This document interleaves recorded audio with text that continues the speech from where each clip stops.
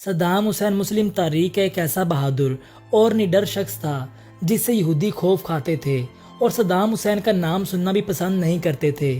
Saddam Hussein اکثر اپنے دیے گئے انٹرویوز میں بتاتا رہتا تھا کہ میں ایٹم بم اپنے ملک کے لیے نہیں بنا رہا، بلکہ یہ میں اس لیے بنا رہا ہوں تاکہ میں یہودیوں کی نیندیں اڑا سکوں۔ دوستو، ایک دفعہ صدام حسین کے متعلق اسرائیل کے وزیر دفاع نے کہا تھا کہ یہ ایک پاگل انسان ہے جسے نہ تو اپنی فکر ہے اور نہ ہی لوگوں کی فکر ہے۔ صدام حسین کفار کی آنکھ میں آنکھ ملا کر بات کرنے کا عادی تھا، اور جب بھی کوئی یہودی صدام حسین کو سازش کا حصہ بنانا چاہتا تو اسے ہمیشہ منہ کی کھانی پڑتی۔ دوستو، یہی وہ حکمران تھا جو ایک خاتون کی فریاد پر اسرائیل پر چڑھ دوڑا تھا اور اس نے اسرائیل کے دارالحکومت پر 40 میزائل داغ دیے تھے۔ دراصل ہوا کچھ یوں تھا کہ ایک دفعہ صدام حسین کی لائیو کانفرنس چل رہی تھی کہ اچانک چیختی چلاتی ہوئی ایک عورت اس کے سامنے آ کر کھڑی ہو گئی اور صدام حسین کو سخت الفاظ میں مخاطب کرتے ہوئے کہنے لگی کہ اسرائیلی فوجیوں نے میری بیٹی کو ریپ کا نشانہ بنا کر قتل کر دیا ہے اور تمہیں یہاں کوئی فکر نہیں ہے۔ تم عیش و آرام کی زندگی بسر کر رہے ہو اور ادھر ہم پر مظالم کے پہاڑ توڑے جا رہے ہیں۔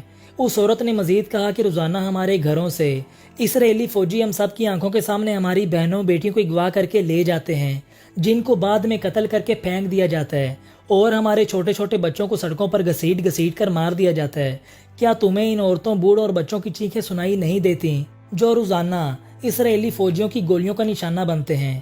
کیا تم سے ان عورتوں، بچوں، بوڑھوں کی چیخوں کا حساب نہیں لیا جائے گا؟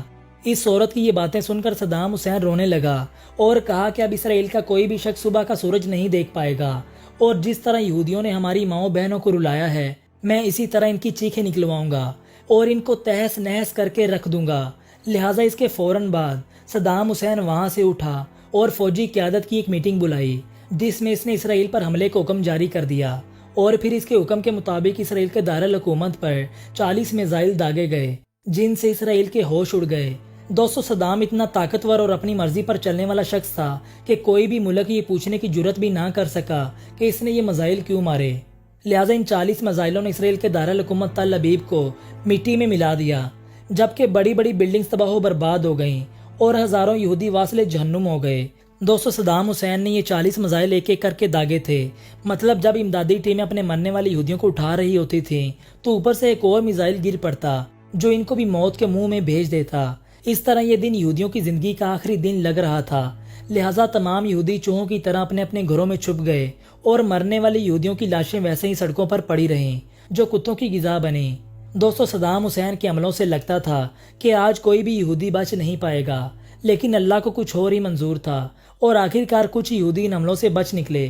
مگر آج بھی یہودی صدام حسین کو ہٹلر ثانی کا نام دیتے ہیں اور صدام حسین کا نام سنتے ہی تھر تھر کانپنے لگتے ہیں۔ دوستو، اگر آپ صدام حسین کی آخری زندگی پر بھی ویڈیو دیکھنا چاہتے ہیں تو کمنٹ میں لازمی بتائیں، اور اس ویڈیو کو زیادہ سے زیادہ لائک کر کے ہماری حوصلہ افزائی کریں۔ میرا نام علی اکرم ہے اور میں ملوں گا آپ سے اگلی ویڈیو میں۔ تب تک کے لیے اللہ حافظ۔